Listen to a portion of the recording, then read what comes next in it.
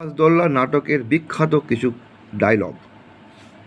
সিরাজের ডায়লগ: তোমাদের কাছে আমি লজ্জিত, আমার এই অক্ষমতার জন্যে তোমরা আমাকে ক্ষমা করো।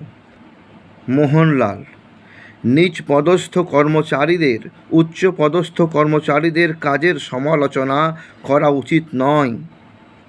এ কথা যেমন আপনাদের সবসময়েই মনে রাখে, তেমন এ কথাও মনে রাখা উচিত কি নয় যে নবাবের সমালোচনাও সবসময় শোভনীয়।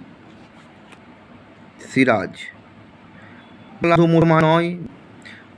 বাংলা শুধু হিন্দু নয়, বাংলা মুসলমানের নয়, মিলিত হিন্দু মুসলমানের মাতৃভূমি গুলবাগ এই বাংলা। বাংলার ভাগ্যাকাশে আজ দুর্যোগের ঘনঘটা, তার শ্যামল প্রান্তরে আজ রক্তের আলপনা।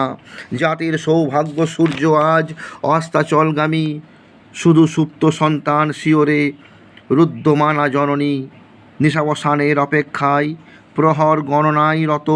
কে তাকে আশা দেবে, কে তাকে ভরসা দেবে, কে শোনাবে জীবন দিয়েও রোধ করবে, কে শোনাবে জীবন দিয়েও রোধ করব মরণের অভিযান। ঘসেটি বেগম: ওখানে কি দেখছো মূর্খ, বিবেকের দিকে চেয়ে দেখো। তোমার রাজনীতির সঙ্গে আমার সম্বন্ধ, আমার রাজ্য নাই, তাই আমার কাছে রাজনীতিও নাই, আছে শুধু প্রতিহিংসা। এই প্রতিহিংসা আমায় পূর্ণ হবে সেই দিন, যেদিন তোমার এই প্রাসাদ অপরে অধিকার করবে, তোমাকে ওই সিংহাসন থেকে ঠেলে ফেলে শওকত জঙ্গের মতো কেউ যেদিন তোমাকে। লুৎফা: মা, তোমার মুখের ও কথা শেষ করো না মা। নবাব মহিষী নয় মা, তোমার কন্যা।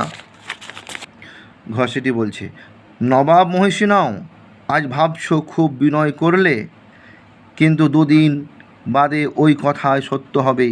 এই আমার মতো জীবন যাপন করতে হবে।